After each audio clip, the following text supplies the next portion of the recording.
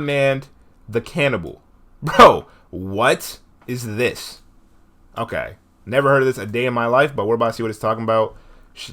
Anybody, make sure y'all don't miss SCP Sundays, bro. It's going to be a special one. Just saying once again, one more time. And for the YouTube viewers, tomorrow, make sure y'all there. Follow the Twitch, sub, all that. But let's get into this, bro. Let's go ahead and like this, and let's see what it's talking about, bro. Infographics been going crazy, bro. Respect to them, bro. They really been grinding it out. So let's see, bro. Let's see.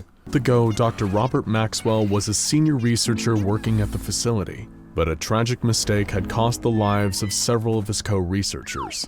Now he was being led down a bleak hallway in Armed Biocontainment Area 14, a rifle-wielding guard flanking him on either side. The once rising researcher had a very different title now, D-8724. He had been made a D-class personnel, a death sentence. However, as the guards led him to his possible demise, he wasn't dressed in the typical D-class orange jumpsuit. No, he was dressed in frilly Rococo dining wear more typical of 18th century France. If anything, Dr. Maxwell looked like he was on his way to meet royalty, and in a sense, he was. The former researcher had begged for any other assignment, but the site director insisted on committing Dr. Maxwell to tea time with SCP-082. He'd always been the talkative type, so the two would make a perfect pairing. And if the creature found him sufficiently amusing, then Maxwell might even leave the containment cell alive. He had heard legends of the giant creature they called the Cannibal. Maxwell hoped they were just stories. Dr. Maxwell was pushed by the guards into a large, luxuriously appointed room, and the doors were locked behind him. He felt like a child, surrounded by freakishly large furniture and 10-foot-high ceilings. The fog of obnoxious floral perfumes couldn't fully cover up the pervasive smell of death that lingered in the cavernous halls of 082's palace. Thanks to an elaborate ruse conducted by the Foundation, SCP-082 believed he was the King of France, and that his containment cell was a palace where he remained for his own safety. The creature's continued good behavior and everyone else's safety relied on visitors keeping up that lie. Maxwell had never worked in this area of the facility, so a lot of the standard procedures were new to him. Still, his superior had given him a clear directive: talk to the monster, communicate with him, be cordial and friendly. See if you can find out more about his mysterious past. And most importantly, if you want to survive, don't annoy him. The down Zen Kilo with the tier 1 sub. Appreciate it, dog. Appreciate it. Thank you so much. on his luck scientist gulped inside, trying to steady his nerves in this oversized fake French palace. He just kept thinking, surely he can't be that big. He almost talked himself into believing that the accounts of the creature were just that, tall tales, until a huge figure began lumbering into the main chamber. It was him. SCP-082. Yeah, alright. Hold on. What does this look like in real life? Bro, what is this, bro? What is this? Alright. What does this look like in real life? Like, what is the common consensus of what this looks like, bro? Because ain't no way, right? Oh, that's this guy? Yo, that's Fernand? Yo, from Containment? Yo, I didn't even know. Yo, that's Fernand? I didn't even know that. Bro, I'm tripping. Yo, that's the guy. He's hilarious. Bro, I didn't even know that was Fernand. Bro, look at bro. Oh my god, with the 3. Yo, Zen Kilo with the 3 gifteds. Thank you so much, bro. Thank you for the gifted subs. Oh my goodness, bro. Appreciate it, yo. Big W's in the chat for that boy Zen. Bro, appreciate it. Bro, but look at this man. That is scary. Heck no. Bro, we need to, oh yeah, so also what we're doing SCP Sunday tomorrow, as well as the short film, we're gonna finish Containment because we didn't finish it. Or Confinement. I think that's what it's called. Oh my, everybody sub, bro. Appreciate the sub with the prime sub. Shout out, Real Night. Bro, but yo, this right here, we need to finish these. But I didn't even know this was him, bro. That's kinda pause, bro. Alright, let's go. 082, also known as Fernand the Cannibal. SCP-082. Oh nah. Oh, nah, bro. You said the weird thing is Ferd is supposed to have a really thick beard. His hair is as thick as mechanical pencil. A mechanical pencil lead. Wow. No, sir, bro. Humpty Dumpty, come here. Why is this, bro? He thought he was fresh with them toe tags the boy had on, the nice little spandex. He thought he was doing something.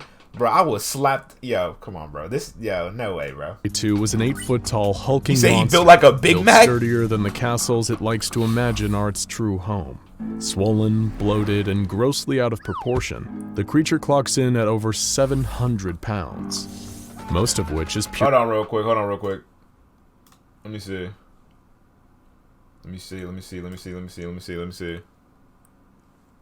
Bro, stop trolling me, bro. It's not open yet. Let's get back to the reaction, bro.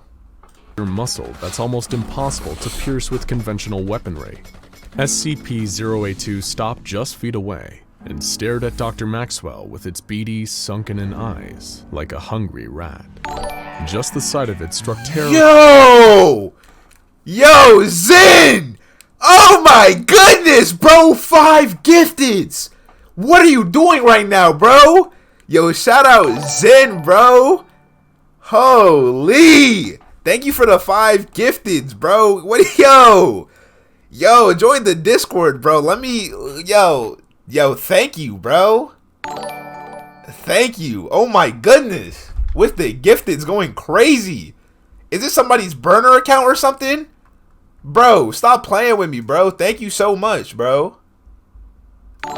Bro, seriously, this means a lot. Thank you, bro. Make sure you join the Discord, bro. Let Cozy, bro. Join the gang, bro. Join the family. Join the Discord, bro. Bro, thank you. Oh, here we go. Here goes Sherm with another gifted sub, bro. Holy, yo, y'all gotta chill, bro. We not doing this today, bro. We not doing this today. Thank you, bro. Thank you guys so much, bro. Yo, we already on level 4 hype train. Yo, thank you guys. Seriously, thank you.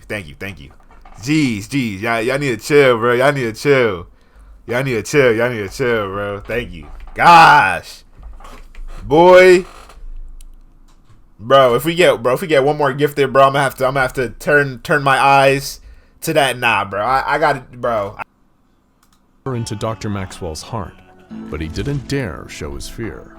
Instead, he remembered his brief training, bowing politely and forcing a smile, referring to the creature as Your Highness, and profusely thanking it for granting him an audience.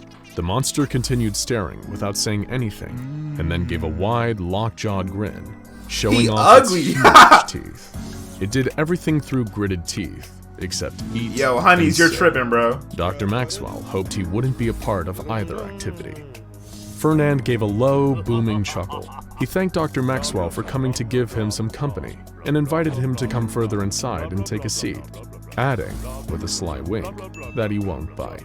The monster complained that he so rarely gets visitors to the palace these days, but he omitted the fact that the main reason for this was his tendency to devour them. Maxwell nodded and followed the giant deeper into its oversized abode. He couldn't help but notice that the monster's arms looked like huge, fleshy punching bags. He knew that if Fernand wanted to, he could easily crush him flat, just like he'd done to so many unfortunate guards during Bro, you couldn't pay me, bro. I don't care if I'm research or D-class. Shoot me where I stand, because I'll be damned if I'm eaten by a person named Ferdinand. Bars. But nah, seriously, bro. Bro, just shoot me, bro, because I'm not about to get eaten. You seen the way he had him tied up like as if he was a buffet? He had him down and he cut him and took a fork. You know what I mean? Oh, no, sir. You said Lil Nas X concert. We already checked it out. Containment breaches. Fernand told Dr. Maxwell that he was thinking of having some decorating work done. The walls of his palace were starting to look awfully drab, and he gestured to one covered with a rusty red streak. Maxwell remembered that D-class cleaners were sent into the containment cell twice a month to tidy any of Ferdinand's messes, but they often ended up becoming one of the messes themselves. The creature encouraged Maxwell to take a seat at his oversized dining table, while he tended to a pot of what he said was full of delicious onion soup. Maxwell obliged his host's request and took a seat at a huge chair that made him look like a 6-year-old sitting at the grown-ups table. What? Meanwhile, Fernand was using a huge machete-like knife to cleave onions in half for his bubbling pot. I would get nervous. I'd be nervous. Ferdinand had shown no signs of outward aggression. As he watched the cannibal hack away at onions with his enormous knife, Maxwell could feel himself beginning to sweat. After all, they didn't call this creature the Cannibal for nothing. This was a monster with a truly horrifying body count. During previous containment breaches, truly horrifying body count goes into the 100,000s, nigga. That's not truly horrifying. That's abominable, bro. That's atrocious, bro. I don't know what words y'all want to use, but I don't think a word can describe how bad that is, bro. I don't even think we had that many COVID deaths. You know what I mean? That's crazy.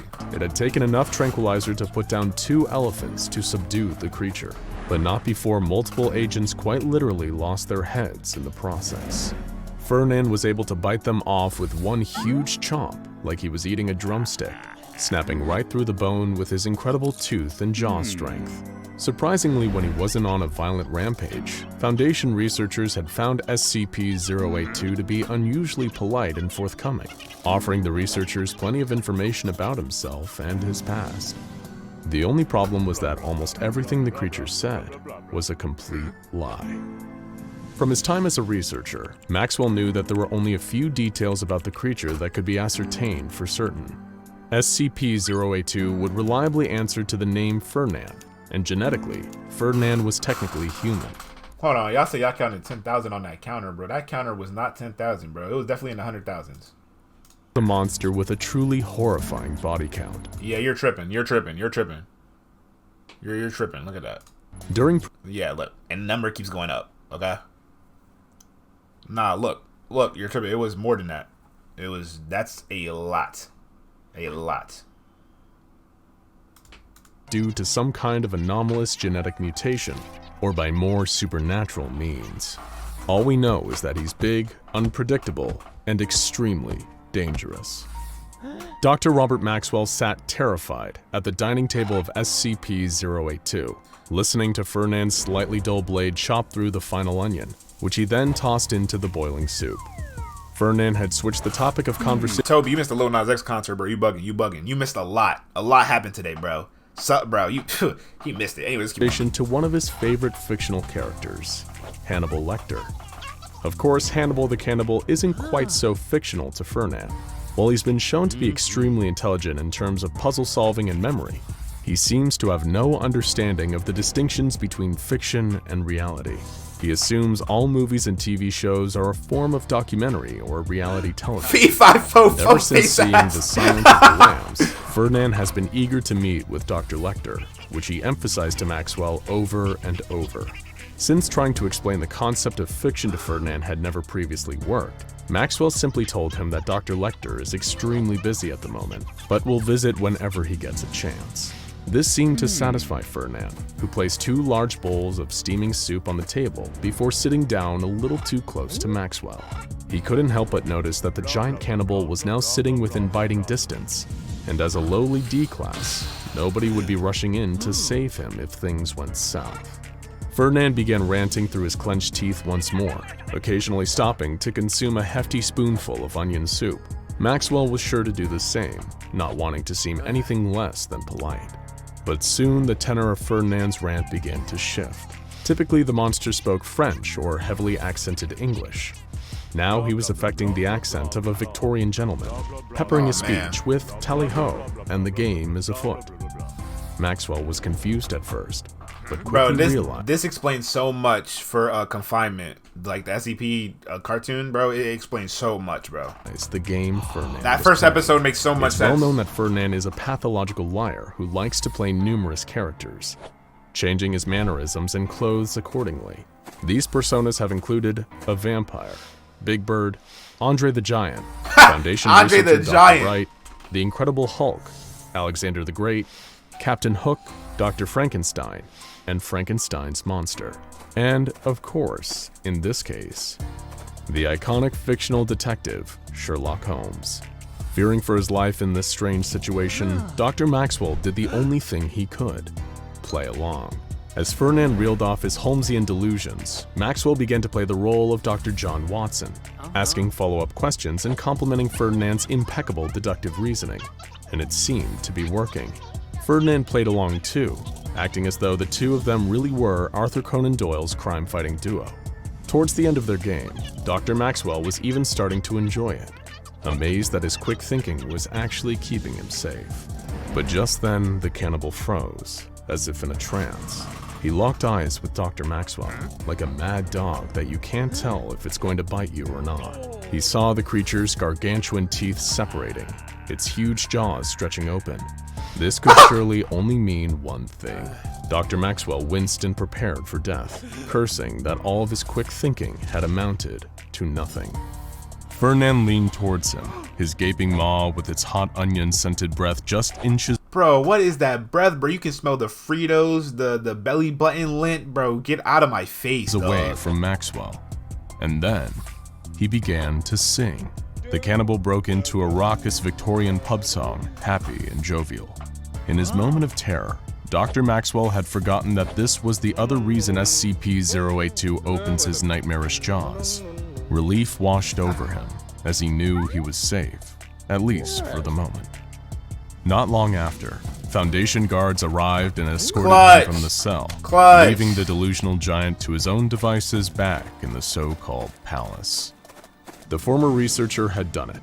He had bested Fernand the Cannibal, and hopefully it would be the last time he'd ever be face to face with that deranged giant. Unfortunately for Dr. Robert Maxwell, in a performance review later that week, one of his superiors remarked that Fernand enjoyed his company and he had done a great job. Such a good job, in fact, that Fernand insisted he have Dr. Maxwell for dinner, or any other meal for that matter, sometime very soon. Now go check out SCP-082. Bro, there's no way they just served him up on a platter like that, bro. Y'all are wildin', bro. He did a phenomenal job. There's no way y'all just gonna sit here and say, yeah, we're about to serve you to this giant because he asked. No way, bro. Wildin'. Ridiculous. Shy Guy and SCP-3000. Ridiculous. Y'all are bugging. Y'all are bugging, bro. Hey, Cozy, still gonna listen to the Dimension Hopper? Yeah, SCP Sunday, baby. Y'all know what we do. This was fire, though. This was fire. Well, it wasn't fire for him, but the video was fire. You know what I mean?